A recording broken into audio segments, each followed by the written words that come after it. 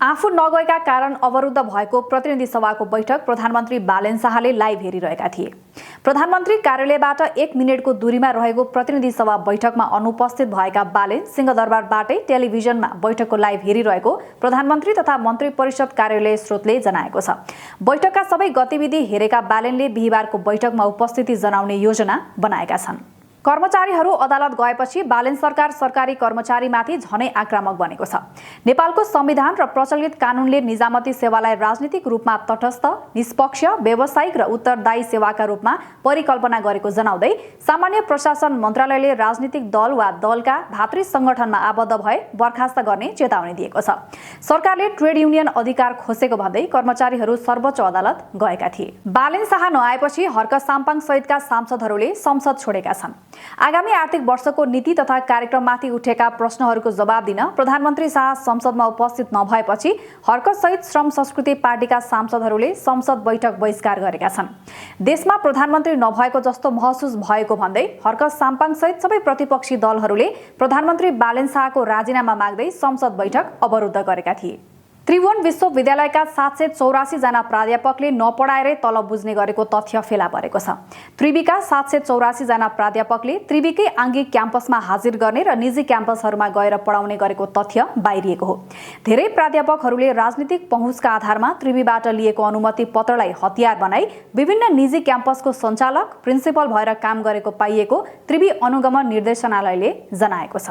जगदीश खरेल मुछिएको मुद्दामा Nepal investment mega ब्याङ्कका CEO पक्राउ परेका छन्। मोबाइल स्विच अफ गरी भाग्दै गर्दा नेपाल प्रहरीको केन्द्रीय अनुसन्धान ब्युरो सीआईबीले ब्याङ्कका सिइओ ज्योति प्रकाश पाण्डेलाई सिन्धुलीबाट पक्राउ गरेको हो।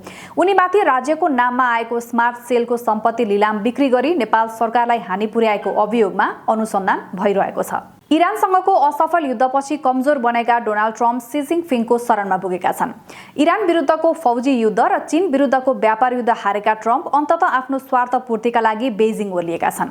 ट्रम्पले चिप्स बनाउन प्रयोग गरिने दुर्लभ खनिज खरिद सम्झौता गर्ने, ठूलो मात्रामा अमेरिकी सामान किन्न चीनलाई राजी गराउने र यसको बदलामा अमेरिकाले ताइवानी स्वतन्त्रताको एजेन्डाबाट पछि हट्ने रणनीति बनाएका छन्।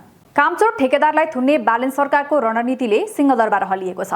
भौतिक पूर्वाधार र शहरी विकास मन्त्री सुनिल लम्सालले रुग्ण ठेक्काका फाइलहरू पल्टाउँदै ठेकेदारलाई पक्राउ गर्न थालेपछि मन्त्रालयका कर्मचारी पन्छिन थालेका छन्।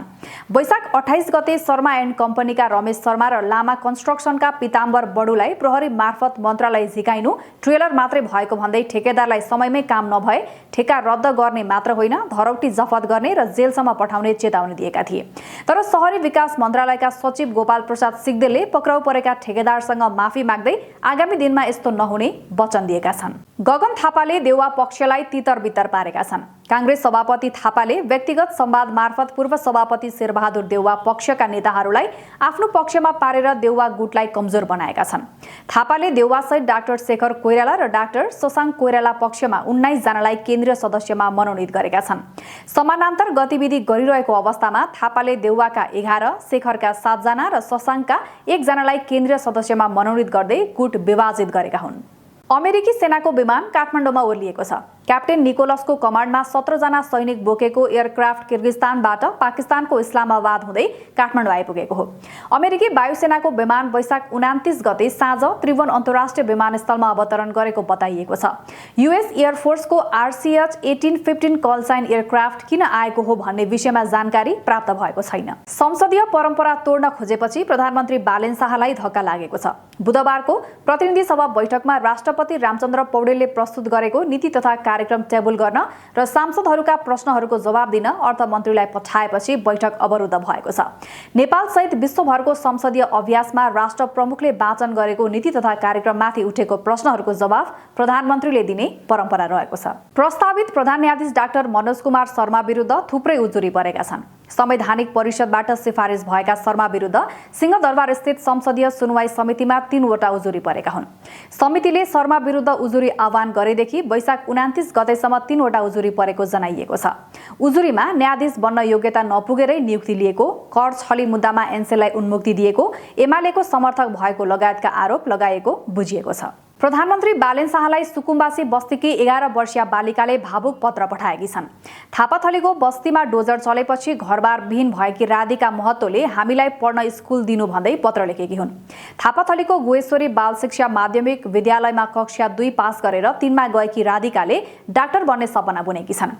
आफ्नो सपना सम्झिँदै चिठीमा लेखेकी छन्, हामीलाई पढ्न स्कुल चाहियो, पढ्न स्कुल दिनु। तपाईको बोलीको मूल्य कति हो प्रधानमन्त्रीज्यू भन्दै युवाहरू सडक आन्दोलनमा उत्रिएका छन्।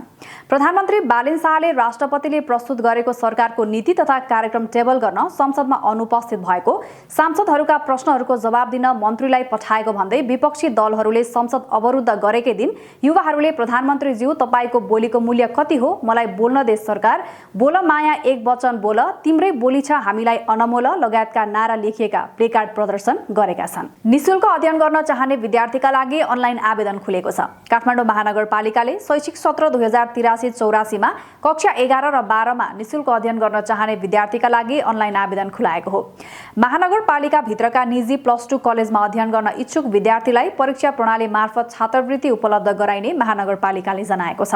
अनलाइन आवेदन जेठ 1 गतेदेखि 10 गतेसम्म भर्न सकिनेछ भने जेठ 17 गते परीक्षा तोकिएको छ।